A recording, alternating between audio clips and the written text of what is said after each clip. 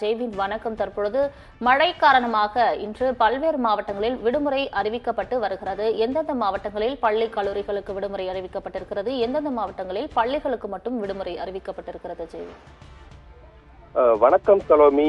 தெற்கு வங்கக்கடல் மற்றும் அதனை ஒட்டி உள்ள நிலநடுக்கோட்டு இந்திய பெருங்கடல் பகுதியில் காற்று சுழற்சி நீடித்து வருவதால் சென்னை, திருவள்ளூர், காஞ்சிபுரம், செங்கல்பட்டு, விழுப்புரம், கடலூர், புதுச்சேரி, மயிலாடுதுறை, காரைக்கால், திருவாரூர், நாகப்பட்டினம் உள்ளிட்ட பல்வேறு மாவட்டங்களில் மிதமான முதல் கனமழை பெய்யக்கூடும் என சென்னை வானிலை மையம் அறிவித்த நிலையில் தற்போது தமிழகம் முழுவதும் பல்வேறு மாவட்டங்களில் கனமழையானது கொட்டி தீர்த்து வருகிறது. குறிப்பாக திருவாரூர் மாவட்டத்தில் நேற்று காலை துவங்கிய மழை தற்போது வரை விடிய விடிய பெய்து வருகிறது.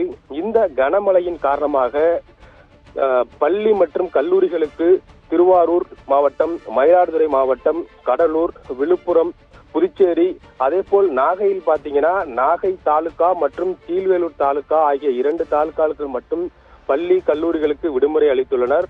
மேலும் குறிப்பாக பள்ளிகளுக்கு மட்டும் திருவண்ணாமலை மற்றும் காரைக்கால் ஆகிய பகுதிகளுக்கு பள்ளிகளுக்கு மட்டும் விடுமுறை அளித்து அந்தந்த மாவட்ட ஆட்சியர்கள் உத்தரவிட்டுள்ளனர். மேலும் குறிப்பாக திருவாரூர் மாவட்டத்தில் பெய்து வரும் கனமழையின் காரணமாக நன்னிலம் அருகே அதம்பார் பகுதியில் பாத்தீங்கன்னா வீட்டின் சுவர் இடிந்து விழுந்து 9 வயது பள்ளி மாணவி உயிரிழந்துள்ளார். அதே போல் அவரது அண்ணன் தற்போது நன்னிலம் அரசு மருத்துவமனையில் தீவிர சிகிச்சை பெற்று வருகிறார்.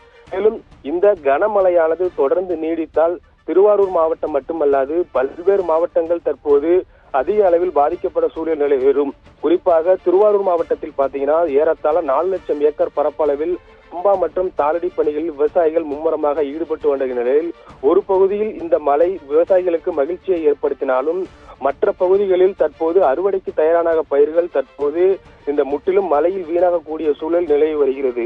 தொடர்ந்து இந்த மழை நீடித்து வருவதால் பல்வேறு பாதிப்புகள் ஏற்படக்கூடிய சூழல் நிலவுகிறது சலோமி.